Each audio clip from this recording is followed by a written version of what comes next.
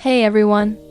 In today's video, I'm going to show you how you can easily convert a YouTube video to MP3 without using any apps. Let's get started.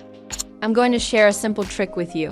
With this method, you can quickly convert any video to MP3. First, open your file manager. Next, find the video you want to convert to MP3. As you can see, I've already downloaded a video from my YouTube channel.